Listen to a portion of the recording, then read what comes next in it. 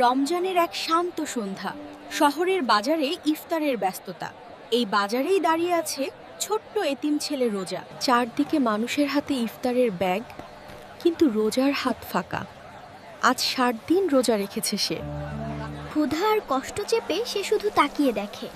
ঘরে অসুস্থ মা, ইফতারের কিছুই নেই। আজানের সময় ঘনিয়ে আসছে। হঠাৎ রোজার চোখে পড়ে একটি টাকার নোট।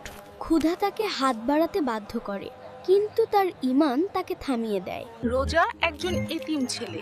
ছোট বয়সেই সে হারিয়েছে তার বাবাকে। অসুস্থ মাকেই নেই তার পুরো সংসার। আজ ইফতারের জন্য ঘরে কিছুই নেই, তবুও সে রোজা রেখেছে। ক্ষুধা তাকে কষ্ট দিচ্ছে। সবাই কিনছে, শুধু রোজা তাকিয়ে আছে। ঠিক তখনই সে দেখে পড়ে থাকা টাকা। এক মুহূর্তে তার মন দ্বিধায় পড়ে যায়। মায়ের কথা মনে পড়ে তার। হারাম পথে কখনো যেও না বাবা। রোজা আল্লাহর উপর ভরসা করে। সে টাকা তুলে নেয়, কিন্তু নিজের জন্য নয়। সে অপেক্ষা করতে থাকে। একজন লোক দৌড়ে ফিরে আসে। তার টাকা হারিয়েছে। রোজা সামনে এগিয়ে যায়, টাকাটা তার হাতে তুলে দেয়। লোকটি অবাক হয়ে যায়। সে জিজ্ঞেস করে, তুমি নিলে না কেন?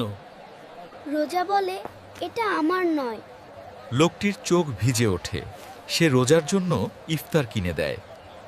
খেজুর, পানি, খাবারে ভরে যায় ব্যাগ। রোজা বিশ্বাসই করতে পারে না। ঠিক তখনই আজান ভেসে আসে। রোজা দৌড়ে ঘরের পথে যায়।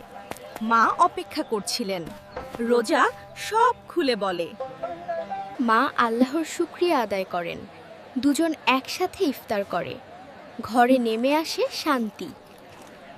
পরদিন নতুন সকাল। লোকটি আবার আসে। সে সাহায্যের কথা বলে। রোজার চোখে স্বপ্ন জ্বলে ওঠে। সে পড়াশোনা শুরু করে, নিয়মিত নামাজ পড়ে।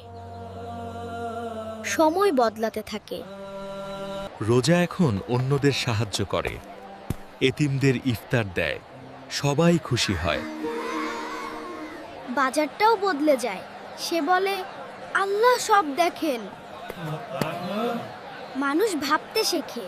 রমজানের রাত নামে। রোজা আল্লাহর দিকে তাকায়। তার মন ভরে যায় কৃতজ্ঞতায়। আল্লাহ কখনো সৎ মানুষকে ছেড়ে দেন না। সততা সব সময় পুরস্কার পায়। রোজার জীবনই তার প্রমাণ। একজন এতিম বদলে দিল অনেক হৃদয়। এই রমজানে শিখি আমরা, ভালো কাজ কখনো ছোট নয়। আল্লাহ দেখেন নিয়ত আর দেন তার সেরা প্রতিদান। এই ছিল রোজার গল্প। এক এতিম ছেলের শিক্ষা। সততা আর ঈমানই আসল সম্পদ।